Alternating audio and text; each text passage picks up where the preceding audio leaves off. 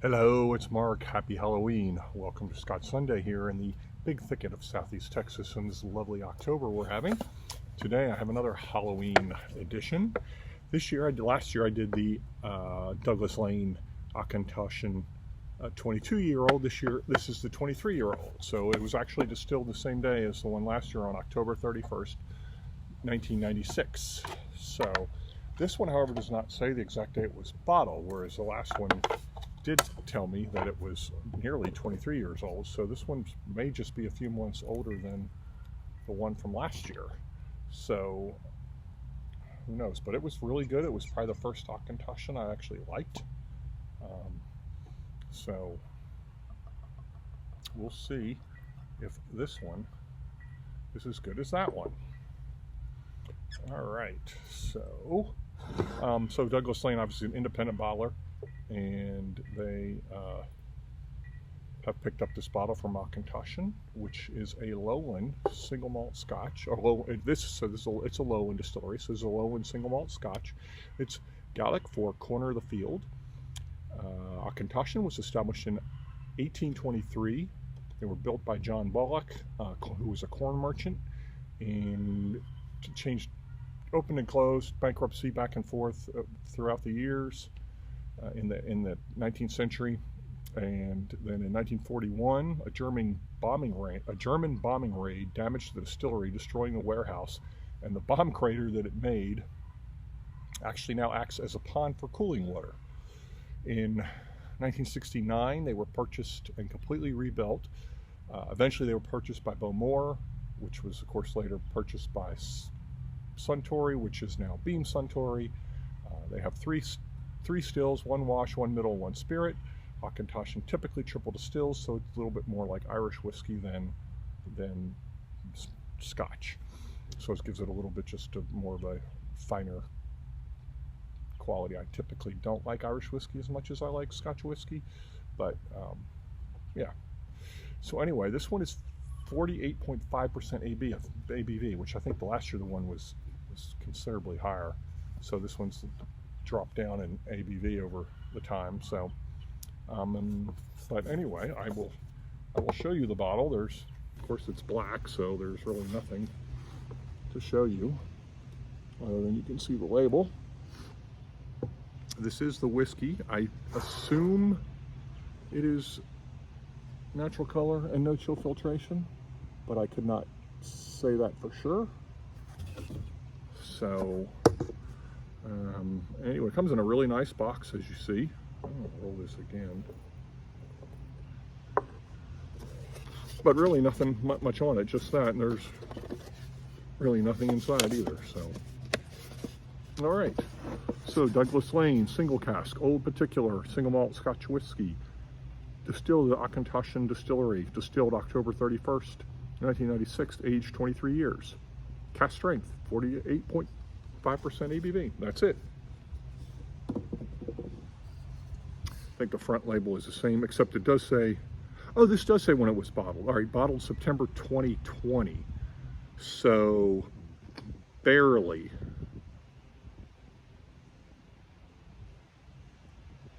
Would that make it 24 years? Oh, September. No, September's before that. So almost 24 years. So last year's was almost 23. This one's almost 24. So, bottled September 2020. One of 198 bottles.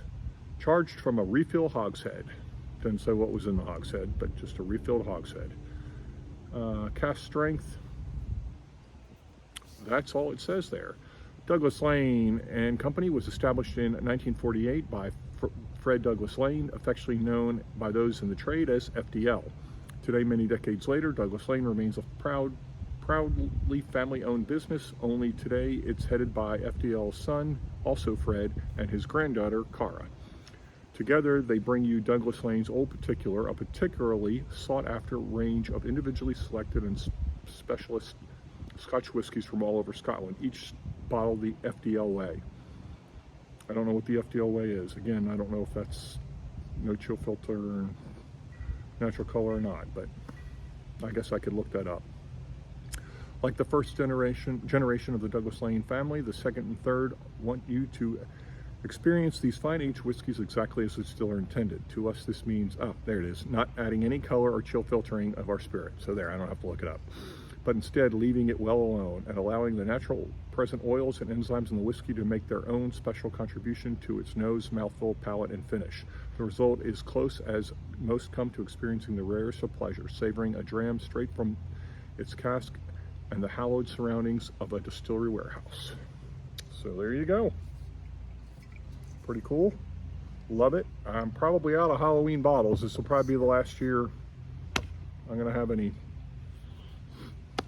I don't know what to do next year. Christmas, I probably already got bottles for this Christmas and next Christmas.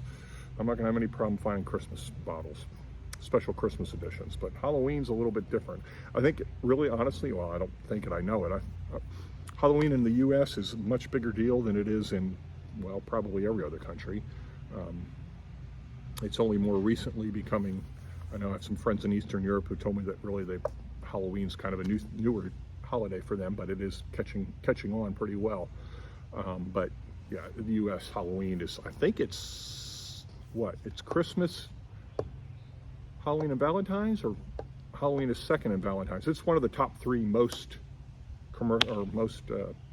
I guess commercial holidays as far as selling crap, which right now it's all full of, you know, Halloween decorations and candy all over the place. Good thing is you buy candy on November 1st when it's all marked down, but and Halloween decorations now go up in like, oh man, they go up in like July or August. It's kind of crazy. So, all right, enough of that. Oh yeah. This is like,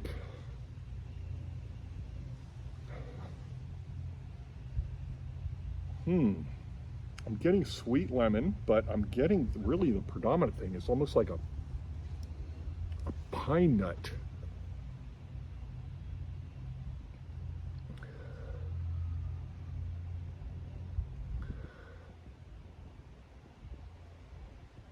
Yeah, this is definitely more herbal.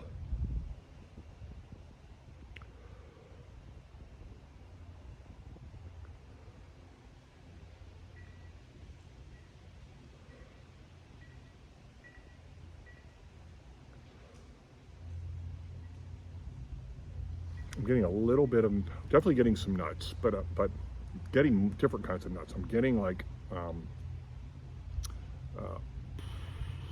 almonds, pecans, walnuts, but I'm getting this pine nutty. Oh wow, it's even sweeter now. Sweet vanilla cream coming through. Oh yeah.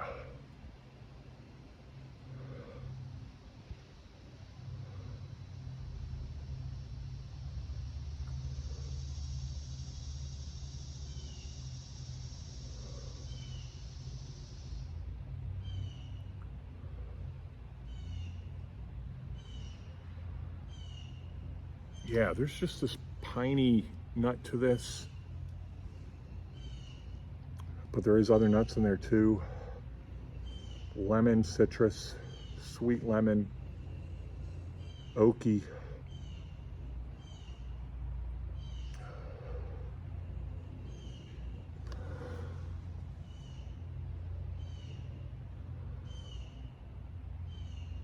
Toasted, yes, that's what I'm getting, like a toasted nuts. That's what I really get. It's just toasted, kind of toasted almonds, toasted walnuts. And the sweetness still is very, very, very prominent there. It really has a good nose. This will only be the second Auchentoshan I've liked, if I like it. Yeah, there's still this bready, creamy note to this too, so all right.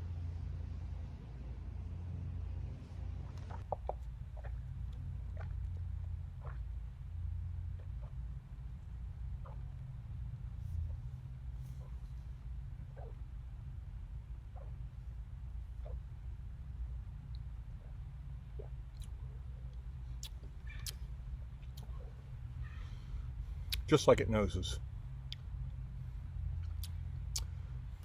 Nutty, some sweet lemon, creamy.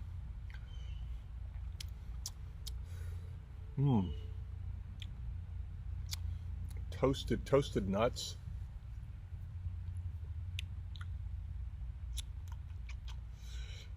Definitely get some oak, maybe some, what is that? Like a leafy, maybe a tobacco leaf in there.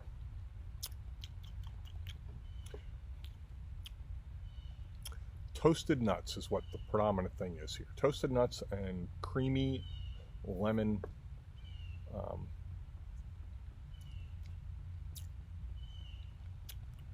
And not like a real lemon citrus as much as more like lemon candy, like a lemon lollipop is the lemon I kind of get in there. So, okay, definitely getting more of a maltiness now.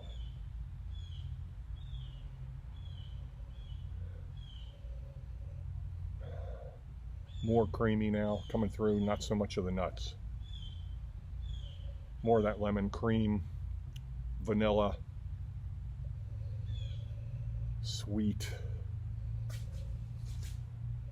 Yeah, more of that leafy note in there now. So, all right.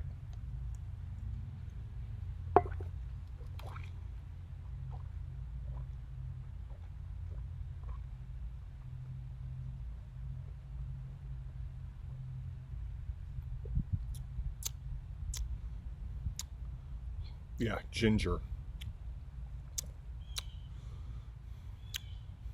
Ginger finish is very peppery. Long finish.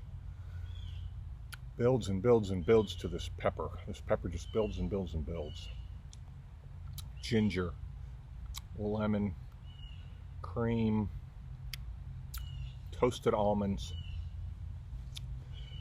So maybe like a lemon glazed donuts with nuts on top of it. That's kind of what it reminds me of.